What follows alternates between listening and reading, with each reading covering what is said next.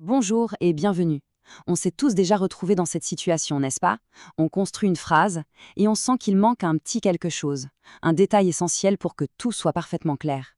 Eh bien souvent, c'est le complément d'objet second, ou COS, qui vient à la rescousse.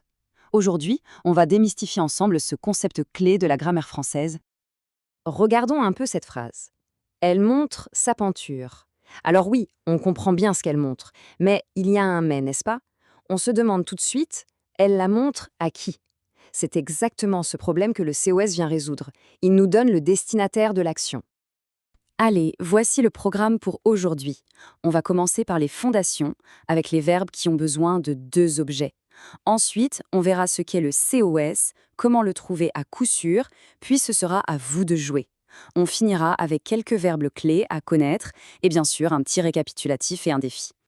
Ok, alors tout part du verbe en fait. Il faut savoir qu'en français, il y a des verbes qui sont un peu plus exigeants, on va dire. Ils ont besoin de plus d'une information, de plus d'un complément pour que la phrase ait vraiment du sens. Et ces verbes, eh bien, on les appelle les verbes doublement transitifs. Pour faire simple, imaginez-les comme des verbes qui font un transfert. Il y a toujours quelque chose qui est transféré à quelqu'un.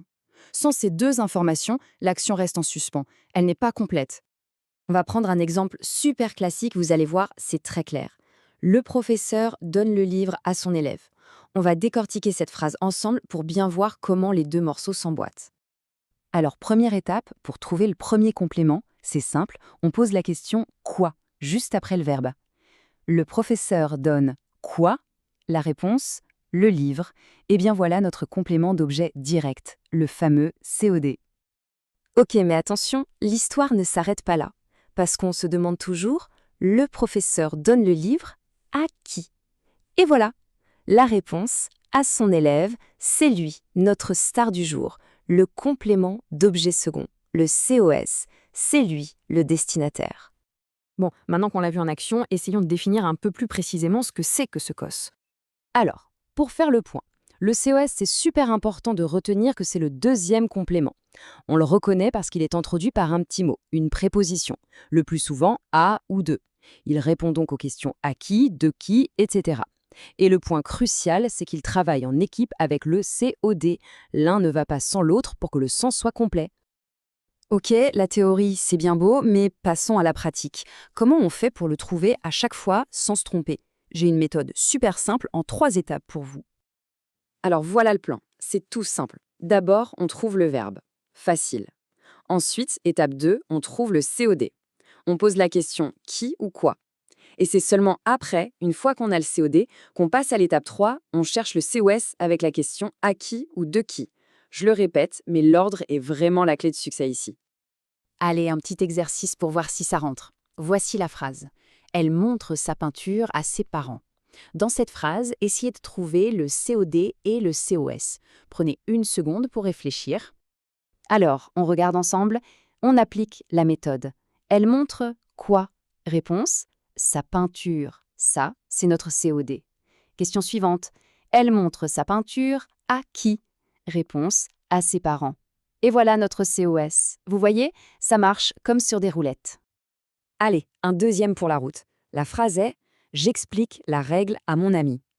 Ici, qui est le COD et qui est le COS? Parfait.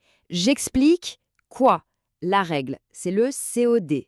J'explique la règle à qui? À mon ami. C'est le COS.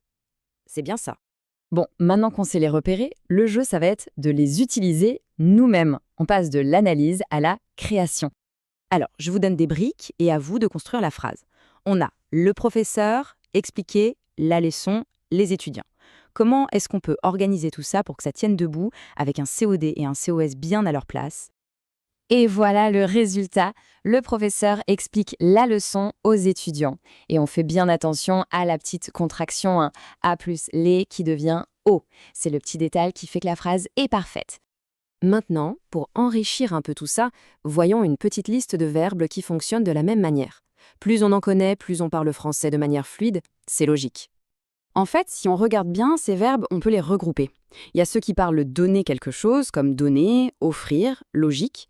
Ensuite, il y a toute la famille des verbes de communication, dire, raconter, expliquer. On dit toujours quelque chose à quelqu'un.